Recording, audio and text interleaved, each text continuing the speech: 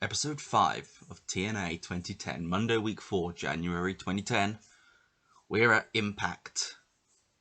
We're staying in South Carolina for this one. It's the show after Genesis, which ended with the big angle of Samoa Joe and AJ Styles facing off against each other, having both beaten, respectively, Bobby Lashley and Kurt Angle, respectively. That's the word I was looking for. God damn.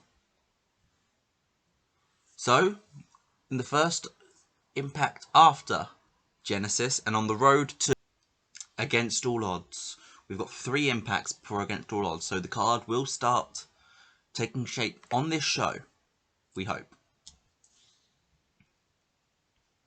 But let's get into this. So, where are we for tonight's Impact? We are staying in South Carolina, which is where we were for Genesis. We're not in the Florida Civic Center, because we're not going to fill 9,000 for a TV taping. We are in the Spartanburg Memorial Auditorium, which should be a sellout of 3.2 thousand. So I'm excited for that. So let's get ready for TNA Impact. And we kick off the show with Jeremy Borash does his introduction and he introduces the man who retained his TNA World Heavyweight title at Genesis, AJ Styles. He comes out, thanks the crowd, does general babyface champion stuff, and then addresses Samoa Joe. He points out that, yes, beating Kurt Angle absolutely puts him in line for a world title shot. So, the title will be on the line next week on Impact. We're not saving this one for the pay-per-view necessarily. We're probably going to do a rematch there. But right now, our ratings are dirge. So we want to be boosting TV. So making a big announcement that next week's going to be AJ Styles versus Samoa Joe for the TNA World Heavyweight Championship. Will draw in the viewers. Hopefully. Gets a 57 rating. Because AJ's alright. Got good momentum. He's got an awful gimmick, which we will be changing shortly. When it feels right. When he's in the middle of a title run, it doesn't feel right. An 8-man tag. Basically, it's the 4 tag teams that were in the Fatal 4-Way, but now we can split them into a tag team match because the Machine Guns turned heel.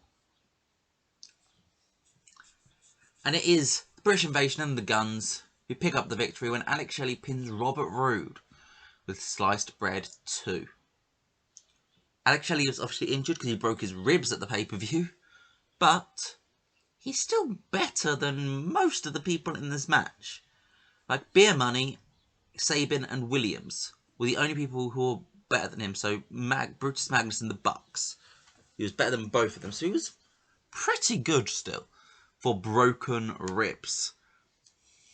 But a 59 rating is pretty decent. Especially when you consider somebody has broken ribs. It gives us a bit more depth to the tag team division. But Shelley pinning Roode almost proves their point about Genesis, that they would have won if it wasn't for the Bucks. Well, who do we know? We'll go through. Jeremy Buck has a legendary gimmick, which is great to know. And yes, now we no longer get the penalties for the Machine Guns working babyface, which is great news. He gets a 59 rating. Love that stuff. We then get Hulk Hogan backstage, and he's teasing a protege. Somebody he's going to be training to become this generation's Hulk Hogan.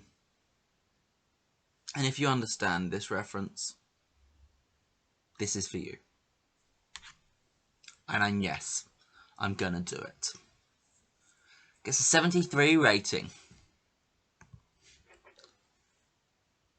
We then get a quick tag team match as the Team 3D, fresh off losing their feud to Eric Young and the Elite, the Global Elite, beating Raven and Dr. Stevie Richards with a 3D Dudley Death Drop.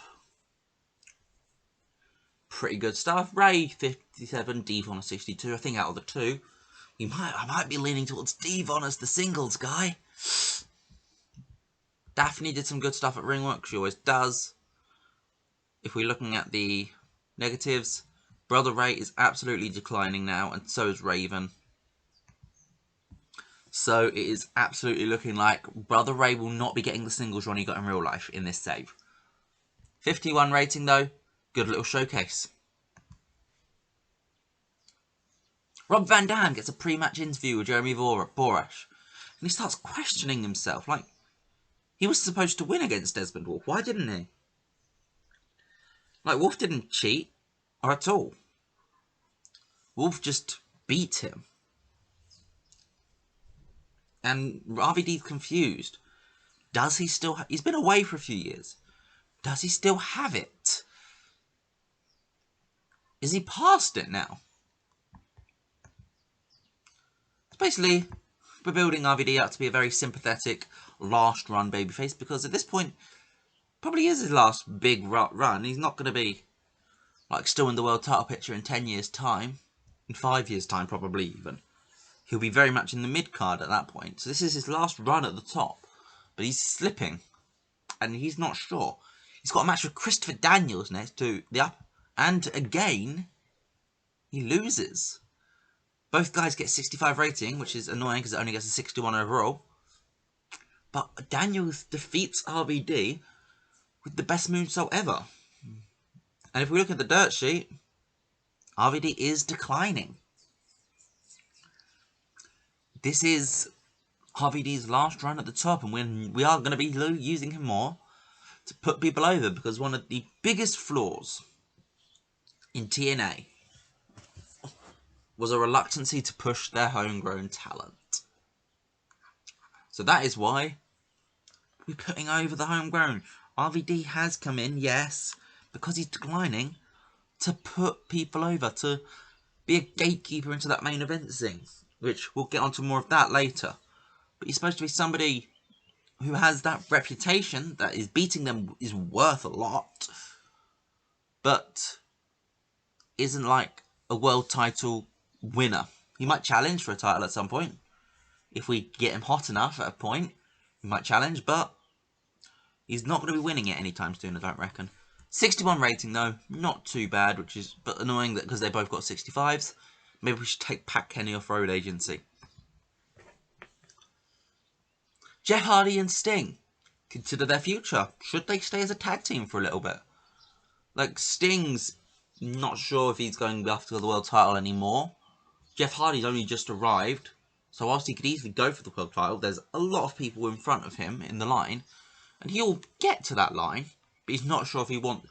But he thinks he's been a tag team guy a lot. Sting is a legend. It's a great experience getting to tag with Sting. Could they go after the tag titles? Who knows? Well, I do.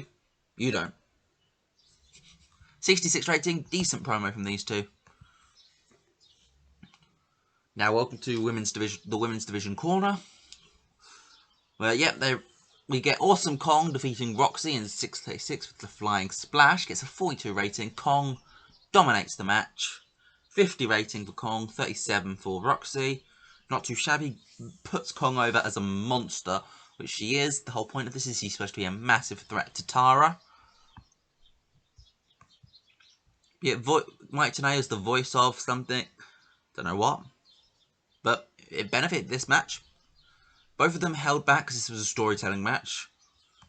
But we absolutely used this well, I reckon. And then afterwards, the beautiful people are backstage. And they'd say, sometimes you need to go back to the original. Next week it'll be Angelina Love and Velvet Sky challenging Sarita and Taylor Wilde for the Knockouts Tag Team titles. So that's 2 title matches on next week's show. We're absolutely making sure next week is stacked. It's going to be a big, almost TV special in between Genesis and Against All Odds. But 53 rating for the beautiful people. Sets up the title match next week. Good. Does what it needs to do. And then we get the hype for the main event. And it's the 2 losers from the 2 Genesis main events. Bobby Lashley, of course, lost to AJ Styles in the main event. Kurt Angle lost to Samoa Joe in the semi-main.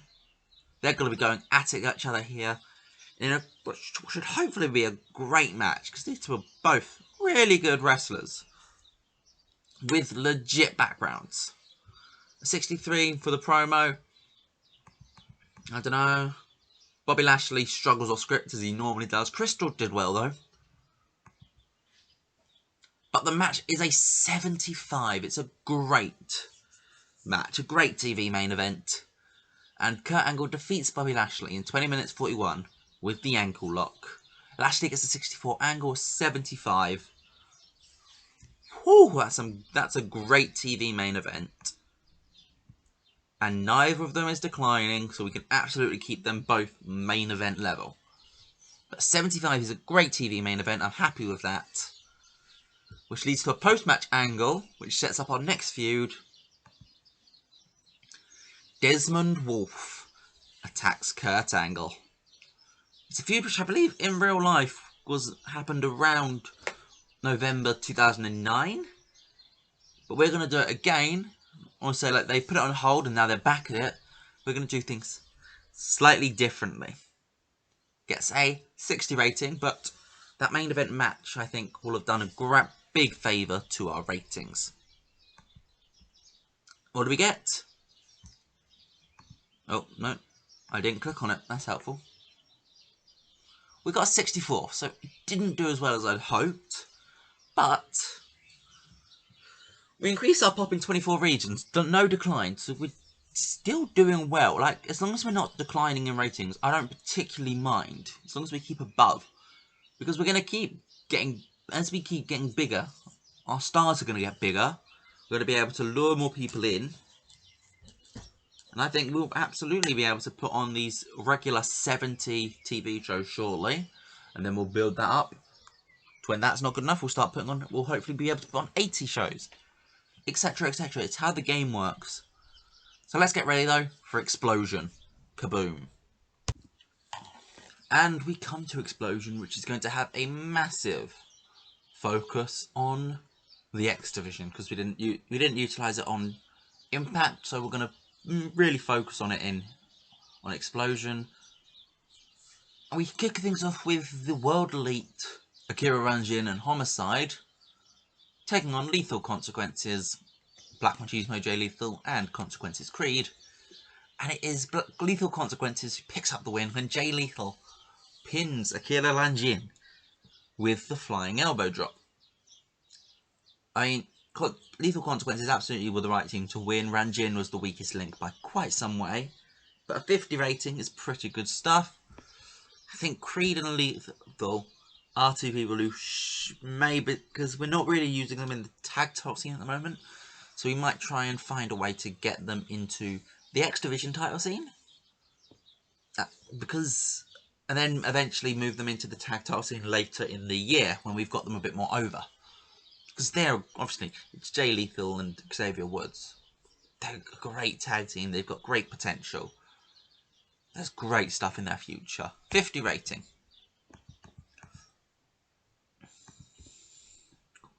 Next, Triple Threat.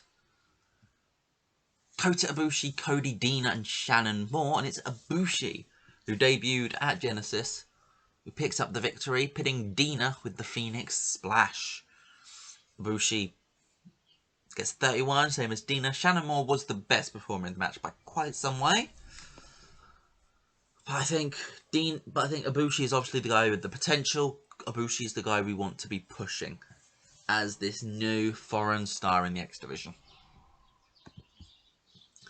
Taking a step away from the X Division, Eric Young cuts a promo on Shinsuke Nakamura. Obviously, Nakamura's not going to be here most weeks in the build because New Japan run a TV show on Monday in this mod, and he's the IWGP World Heavyweight Champion. Makes sense that he's not going to be here. But Young cuts a promo basically calling him out on that. Hold on, you want to come in and challenge for my title, you can't even be asked to show up. Oh no, you've got to look after your own show and stay on your own show. If you want to come into my lane, then stick in my lane. Stand in my lane and fight in my lane. Don't come into my lane and then run off back to Japan. I'm the global champion. The champion of this globe. You can't hide from me in Japan. Basically, it's just a decent Eric Young promo. He's got to build this feud on his own, so it's going to be a lot of promos. You need to think about them. Good. Well, Scott Demaule's a good road agent. That's good to know. And Eric Young is a great gimmick. And the main event sees Daniels pulling double duty after beating Rob Van Dam earlier in the night. He gets another win though. When he teams with Rhino, obviously the person he teamed with at Genesis, to beat Frankie Kazarian and the Amazing Red, who is of course the X Division champion. Gets a 59 rating. Daniels might actually be putting himself in line for an X Division title shot. Is that underneath him at this point? I don't know, but at this point I want to be pushing the top stars into the top. I want to be able to, like, if I'm thinking of this from a business perspective, I want to be able to say that my champions are all top stars, and I think Daniels is obviously a bigger star than Red. It makes the X Division title feel more important, I think. Daniels at this point coming in to win the challenge for the X Division title. But 59 is pretty decent, and it was a sellout in Spartanburg Memorial Auditorium. 3,217, great stuff. We get a 52, which I think might be our best Explosion.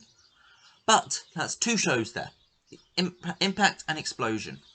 Let me know what you guys thought in the comments down below. And I'll see you guys next time. Goodbye.